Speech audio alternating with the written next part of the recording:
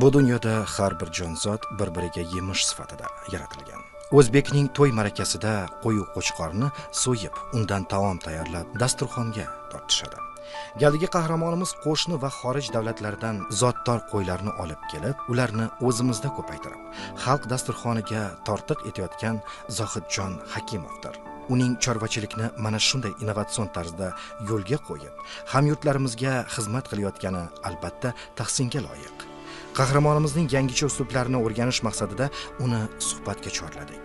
Zohid aka esa so'zni olis bolalikdan boshladi. Har birta farzandni voyaga yetganda qandaydir yo'nalishni tanlashga, hayot yo'lini topib olishga ota-onani sababchi deb o'ylayman. Men bu sohaga kirib kelishimga, chorva sohasiga otamlar sababchi deyman. 10 yosh, 12 yoshimdan menga otam bu yo'l yo'riq ko'rsatgan. Shobar etgan o'rtog'imni uyidagi qo'ylarini ko'rib havas qilardim-da, endi mahallalarda qo'y boqishayotganlarini ko'rib turib havas qilardimki, menda ham shunaqa qo'ylar bo'lsin deb. Shundan keyin men otam menga o'zimga dasmiya qilib bergan mablag' qilib berib, mana shu mablag' seniki. Bu mablag'ni bemalol olib ko'paytirib yuborsang ham o'zingniki, yo'qotib yuborsang ham o'zingniki degan. Men bu birinchi tovuqdan boshlagan. Tovuq boqish, tovuq ko'paytirish. Men 15 yoshimda sabzi ekib, kerak bo'lsa, palaz ekinlarni ekib turib shu daromadga tushganmiz-da. 15 yoshimdan. Misol endi ochig'ini aytganda bozorda arava tortib bo'lsa ham pul topganmiz. Haligi bergan otamning mablag'ini ko'paytirib keyin qo'y olganman.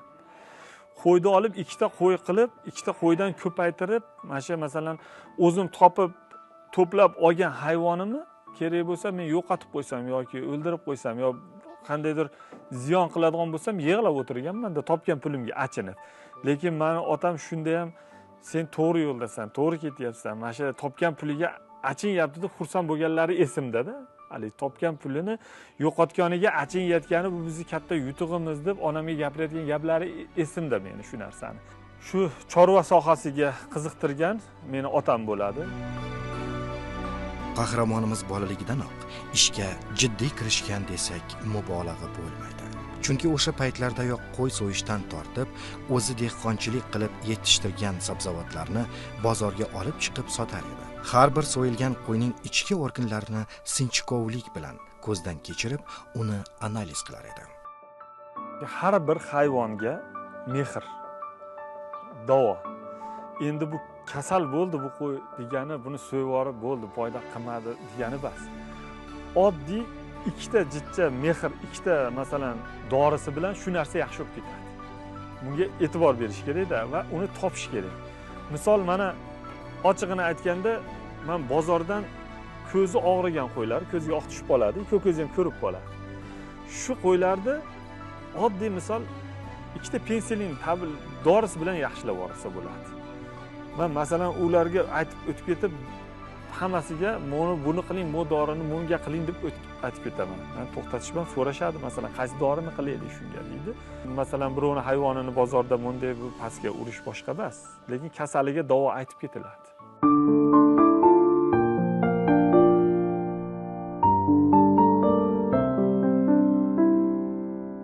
Men bolalikdan orzu qilganman, shunday chorva sohasini yo'lga qo'yishni orzu qilganmanki, mendan hayvonni kelib o'zi ko'rib olib ketsin uydan. Haligi uydan olinganda birinchi o'chirda sog'lom, ishonchli hayvon olib ketiladi. Bozordan masalan ertaman tantasidan misol hayvon olgan bo'lsangiz, abitdanki shu odam tanimaysiz, oldingizdan chiqib qolsa misolda. Lekin bu uydan oladigan bo'lsangiz, garantiyali deydimi, ishonchli hayvon olinadi. Shuning uchun endi ko'proq bozorga ham olib chiqib sotamiz hayvonimizni. Endi bizni 25 yillik tajribamiz. Masalan, o'zimiz yetishtirgan hayvonni yoki olib kelgan hayvonimizni ko'proq xonadonlardan shetdan olib ketishadi, ishonchli hayvon. Nimagaki 1 oy, 1,5 oy masalan sinaliq hayvon bo'ladi, bemalol qo'rqmay olib ketadi. Eng arzon mol qaysi mol deyilganda, uyingizga olib kelganingizda o'ynab kulib, yeb ichib sog'lom o'ynab kulib turgan mol, demak bu eng arzon mol. Eng qimmat mol nech pulga olib kelishingizdan qat'iy nazar olib kelsangiz, kasal bo'lib tursa, shumshayib yeb egasini topolmay tursangiz, u eng qimmat mol.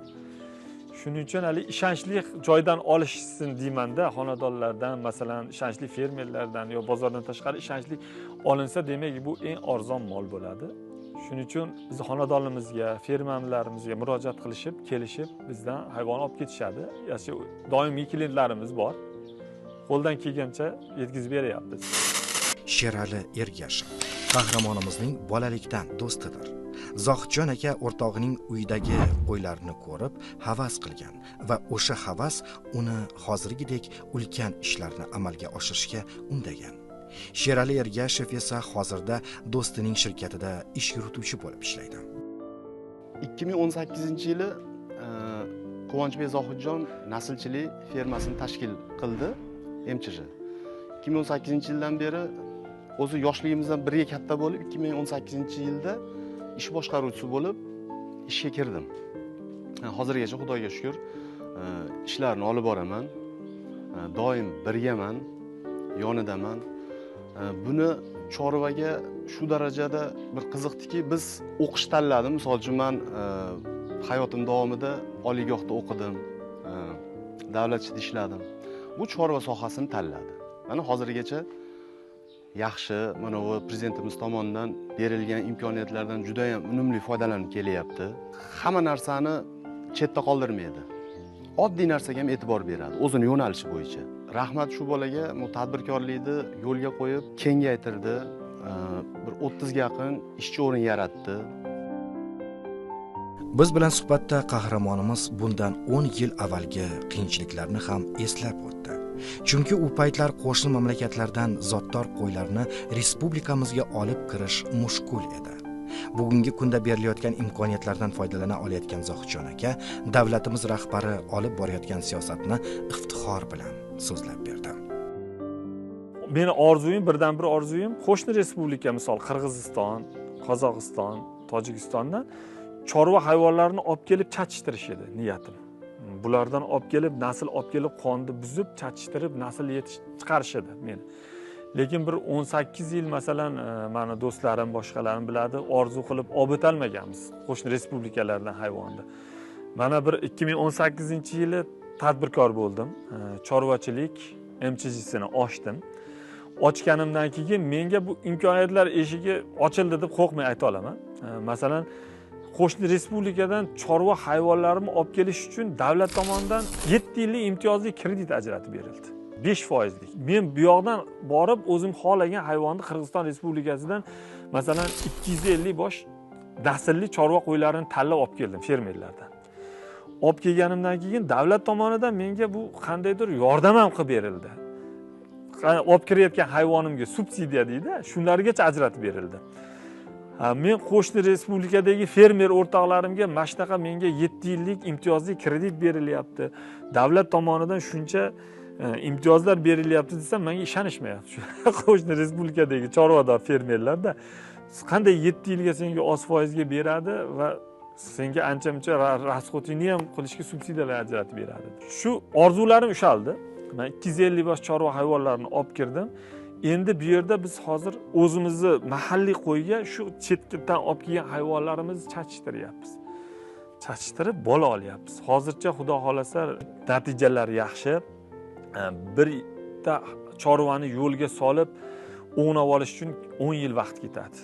Chunki 10 yilda bitta chorvani asosan olib kelib yo boshqa davlatdan olib kelib yo boshqa qilib betga moslashtirib uni yo'lga tushirib olguncha kami 5 yil bo'lmasa 10 yil vaqt ketadi. Endi Allohdan so'rab turibmiz, Alloh yuzimizni yorug' qilsin, shu sohada yaxshi natijalarga erishaylik deb harakat qilyapmiz. Quvaliklar qahramonimizni juda ham alqashadi. Chunki tumanda uyushtiriladigan biron bir tadbir uning ishtirokisiz o'tmaydi. Sababi u hamisha xalqimizning koriga yaraydigan shior bilan yashaydi-da. Hozirgi kunda mana bu tadbirkorlarimizga juda ham davlatimiz rahbari tomonidan qaror farmonlari chiqishi o'z kuchini ko'rsatyapti. Sababi mana hozir tadbirkorlarimiz ko'paygani sababki mana shu bandlikni ta'minlayapti. Birinchi o'rinda bandlikni, ikkinchidan mana hozir har bir tadbirkorlarimiz ish o'rini yaratib, ish bilan band qilyapti. Qolaversa bu yerda yuqori daromad aholimizga yashash, daromad topish imkoniyatini, sharoitini yaratib beryapti. Biz bulardan juda ham minnatdormiz. Zohidjon yigitimiz mana bundan bir 2 yil, 3 yil nariyog'ida hech nima yo'q edi. Mana shu qaror farmonida ijrosini qarangki, mana shu 3 sotik 4 sotik joyda mana shunday bir fermalarni yaratib, yana bitta yangilik mexanizm bo'ldiki, bu yigitimiz mana shu mahallada kam ta'minlangan oilalarda, temir daftarda turgan oilalarga qo'y berib, baqish usulini o'rgatdi va unga oylik berib, daromad berib, bir klasteri, shunaqa bir nimasini sharoitini yaratdi. Bundan hozir qariyb mana shu fuqarolarimiz juda ham minnatdor. Ochiq aytganimizda bu yigitimiz mana shu hozir xalqning ichida bir shunaqa bir ovriga ega bo'ldiki, kelgan odamda noumid qilmaydi, qo'yni olib borib baqadi, tug'sa bitta bolasi o'zingga deydi, oziq mahsulotlarini yetkazib beradi. Bu bilan mana mexanizm yaratilib, bu tadbirkorlik faoliyatimiz kengayib. Birinchidan MChJ rahbari o'zi daromad topyapti, aholimiz daromad topyapti, keyin mana xalqimizga bu mahsulotlar, go'sht mahsulotlari arzon bo'lib boryapti. Har tomonlama foyda keltirganlik bizni quvontiryapti.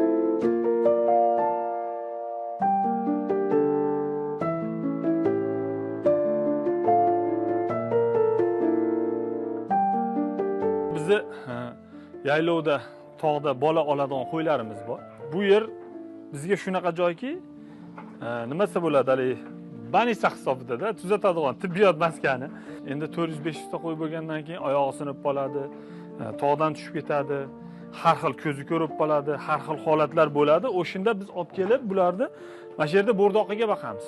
Masalan, oddiy mana qo'yimiz qo'rqib ketganda ko'zi ko'rib qolgan bu endi hali. Qo'yni qo'rqib ketsa ham mana shunaqa o'zi ves tashlab yuboradi va ko'zi ko'rib qoladi. Bu qo'yimiz ana shunaqa holatga kelgan. Bo'lmasa bu yaxshi qo'y edi. Bir vaqt cho'ponimiz qo'ydan qolib ketyapti, sizcha ko'zlari yaxshi olmayapti degan uchun bizga olib kelganida, mana masalan olib kelganiga bir 4 oy bo'layotgan bo'lsa, 15 kilo, 20 kilo orasida. Hozir mana o'sha 40 kilolik bo'ldi. Biz bo'rdoqiga shulardan ham biz nima qilib yormaymiz-da, oxiriga yetkazamiz, semirtirib, joyiga qo'yib. Misol mana bitta oyog'i sinib qolgan qo'yimiz bor, uni tuzatdik.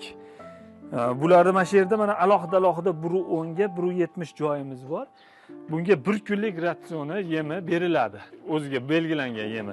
Buni yemini bu yeb qo'ymaydi, buni yemini bu yeb qo'ymaydi. Alohida yem yeyiladi va semirib joyiga keladi.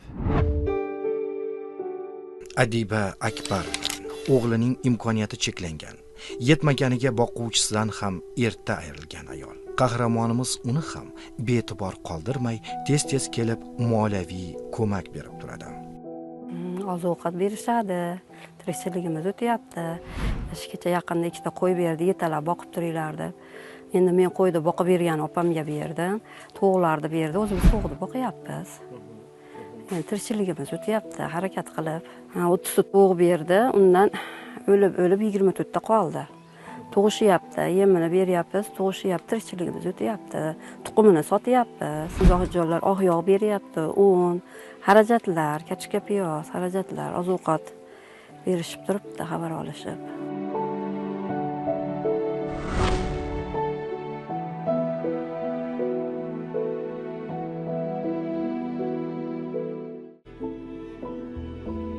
Karantin davri insoniyat hayotida katta iz qoldirdi. Qanchalar tinch va musaffo osmoni bor yurtda yashayotganimizning qadriga yetishimiz zarurligini anglatdi.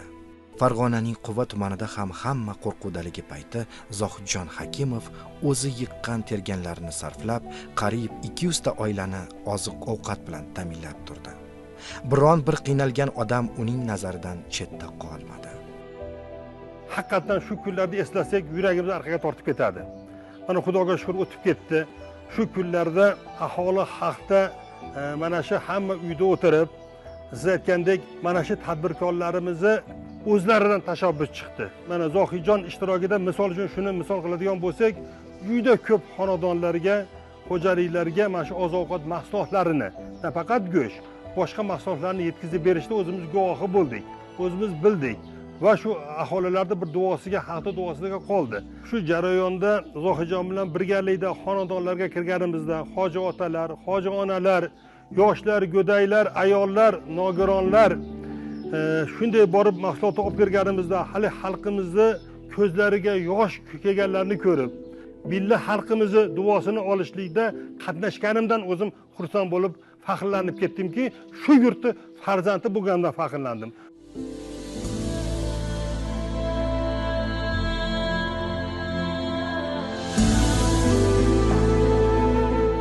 Aprel oyini o'rtalarida muhtaram prezidentimiz chiqib, mehr va saxovat ko'mak karvoniga ruxsat berdi, bilsangiz. Yordam beringlar tadbirkorlar, qo'linglaringdan kelgancha o'zlaringni nimalaringdan.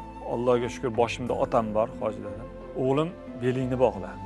Xalqqa bunaqada yordam berish kerak. Uydan ham chiqmay o'tirdik o'sha kunlari, to'g'risi. Sot bir 50 ta 60 ta qo'yini sotib turib, xalqqa yordam ber qiynalganlarga. Degandan keyin 5-may kuni Sardoba suv ombori fojiasi bo'ldi. Birin-ketin. O'shunda otam biza oziq-ovqat joyimiz bor, shu yerda ham dedi, nima kerakligini bilib dedi, qo'ldan kelgancha olib bordi. Sardoba suv omboriga. 2020-yili COVID-19 Sardoba bizga o'zbeklarning qanday oliyjanobligini ochib berdi. Isuziga Sardoba sen bilan biz deb ketyapmiz. Zaparovkalarga kirib zaparovka qilsak, pul ham olishmadi. Biz ham o'z hissamizni qo'shganimiz shu deb pul ham olishmadi. Biz borib kelguncha qanaqa hayajonda borib kelganimizni o'zimiz bilamiz. Kelasi bir 90 ga kirgan xolamiz bor. Ro'molchalariga 25 ming so'm pul olib chiqyapti. Bu 25 ming so'm nimaga xola desam, bitta qiynalganga ber, duo qildirib qo'y deyapti. Shu yerda yana bir bor men o'zbekning farzandi bo'lib, o'zbek bo'lib tug'ilganimdan faxrlandim.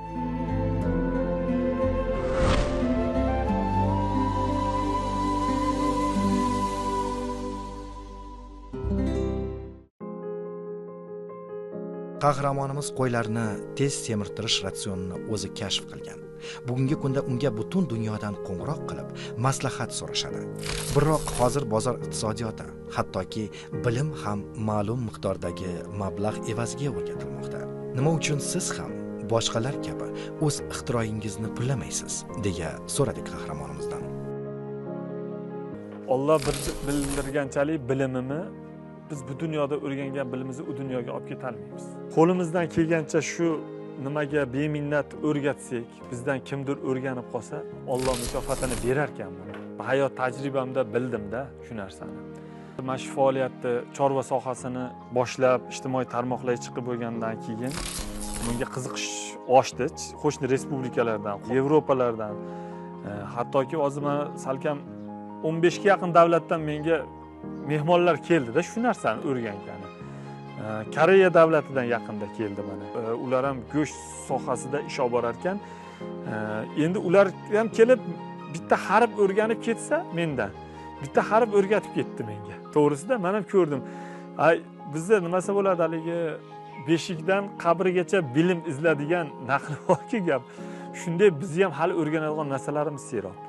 Shuning uchun biz ham qo'shni respublikalarga borib, qo'shni respublikadagi fermerlar va boshqalarda aylanib ko'ryapmiz.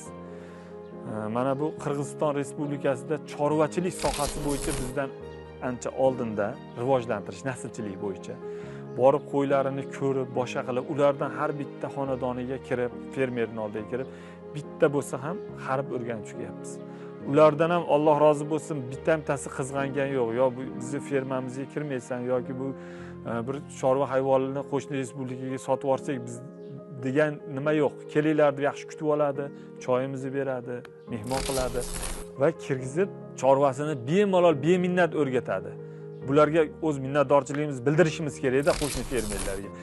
Va shu sharoitni yaratib berayotgan prezidentimizga rahmat aytishimiz kerak. Qo'shni respublikalar bilan bir do'stona muloqotni yo'lga qo'yib qo'ygandan keyin, masalan, biz qo'rqmay Tojikistonga boryapmiz, Qozog'istonga boryapmiz, fermerlarning oldiga borib turib eshigini taqillatib, biz O'zbekistondan keldik desak, ko'ksiga qo'lini qo'yib kutib oladi-da mehmon bo'l. Masalan, Qirg'izistondan masalan mana salkam 2018-yildan beri 20 ming bosh chorva olib kirib keldik. Masalan, men o'zim. Uning ichida necha ming boshi nasllik, necha ming boshi go'shtga. Qahramonimiz amalga oshirayotgan ishlarga nafaqat Markaziy Osiyoda, balki uzoq xorijda ham qiziqishi katta. Hattoki rossiyalik taniqli qo'shiqchi Basta ham Zohidjon aka bilan yaqindan tanishish istagida O'zbekistonga kelgani barchamizni taajjublantirdi. Vaholanki dunyoda nomi brendga aylangan yirik firmalar bor. Nima uchun rus xonandasi aynan sizning faoliyatingizga qiziqdi ekan?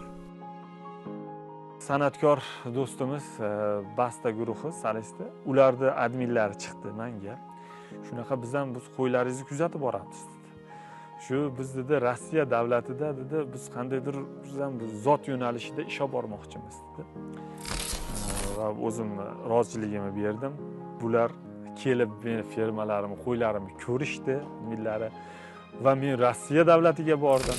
O'zlari taklif qilishdi, borib ularning sharoitlarini ko'rdim. Ularning yerlari, binolariga o'zim plan qilib berdim. Bu yerga bunaqa qilib baqinglar dedim. Ular keyin qo'shni respublikalardan, bu Qirg'iziston, O'zbekistondan chorva olishmoqchi bo'ldi. Ular bilan maslahatlashdik. O'zlarini yurtida ham yaxshi hayvon bor. O'zlarini shu boshqa viloyatlaridan hayvonni olib kelib, hozir Moskva shahrida 150 ta hayvon olib kelishdi, bo'g'oz qo'y. Men o'zim taklif berdim, 150 ta bo'g'oz qo'y olinglar dedim. Hozir 150 ta qo'y 300 ta bo'lib qolganini bilishib turib, bular qiziqish yana ham ortdi. 4 oy 5 oy ichida 150 ta qo'y tug'ib 300 ta bo'lib qoldi. Bu nihoyatda zo'r nima ekan, soha ekan, chorva sohasida. Hozir endi bular taklif beryapti. Zotli qo'chqorlardan berish, sotishdi menga, taklif qilishyapti. Bularga xudo xolasa shu 2 oy 3 oy ichida bir yaxshiroq zotli hayvonlarimizdan sotamiz. Ular ham ko'paytirishadi Rossiyada. Mehnat qilgan elda aziz deganlaridek qahramonimiz nafaqat xalq orasida hurmat e'tiborda, balki hukumatimiz tomonidan ham taqdirlanib turibdi. Shu jarayonlardan o'tganimizdan keyin may oyini oxiriga borganda men oddiy bir qishloq chekka, O'zbekiston bir chekka qishlog'idagi bolani shu xalqqa qilgan xizmatimizga, boshqamizga bee'tibor qoldirmasdan muhtaram prezidentimiz mehr va saxovat, ko'mak, ko'krak nishoni bilan taqdirladi. Endi oddiy misol, masalan, shu narsani men otamga olib kelganimizda, otam ham xursandchilik bilan kutib oldi-da. Men bir O'zbekistonning bir chekka joyidagi, qishloqdagi bir yigit. Bu narsa mana shu xalqqa jichcha qilgan yordamim, qilgan mehnatimni bee'tibor qoldirmasdan meni ko'krak nishoni bilan taqdirladi. Kimgadir bu narsa oddiy narsa bo'lishi mumkin, lekin bizni oilamizda bayram bilan kutib oldik-da shu narsani. Mayda oxirida shuni ko'krak nishoni bilan taqdirlandim va 1-sentyabrda mustaqillik ko'krak nishonini oldim. Va 2022-yili bo'lib o'tgan respublikamizda Senat tomonidan fidokor tadbirkor ko'rik tanlovida respublikada 3-o'rinda oldim. Va 2022-yilda dekabr oyida chorvachilik fidokori ko'krak nishonini oldim. Men uchun bu katta yutuq-da bular endi. Meni bir 25 yillik mehnatimni ko'rsatib berildi. Bundan men juda ham minnatdorman. Bir oddiy qishloqdagi bolani shu qilayotgan ishlarini bee'tibor qoldirmayotganiga shu fursatdan foydalanib shuni aytamanki, shu qilayotgan mehnatlarimni ko'rib taqdirlagan muhtaram prezidentimizga va mutasaddilarga o'z minnatdorchiligimni bildiraman shu bee'tibor qoldirishmagani uchun.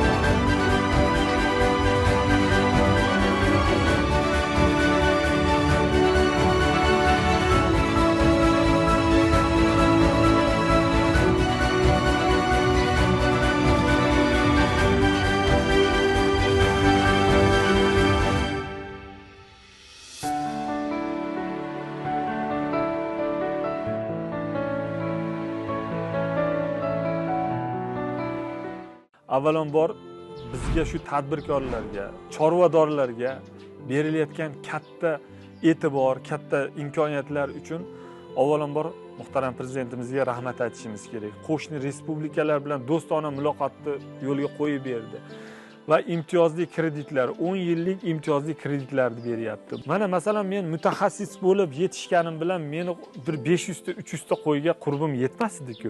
Va jamoamizdagi har bitta xodimimizdan minnatdorman. 24 soat yonimda turganidan hammasidan minnatdorman. Toki bilagimizda kuchimiz bor ekan, Alloh umrimizni bersa, shu sohada umrimiz oxirigacha faoliyat olib boramiz va izlanamiz, yanada katta yutuqlarga erishamiz degan niyatdaman.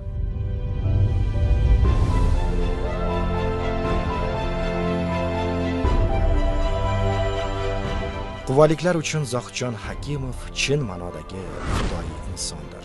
Chunki Farg'ona viloyatini kezar ekanmiz, uni tanigan har bir yurtdoshimiz, u yigit haqiqiy jamiyat qahramonidir.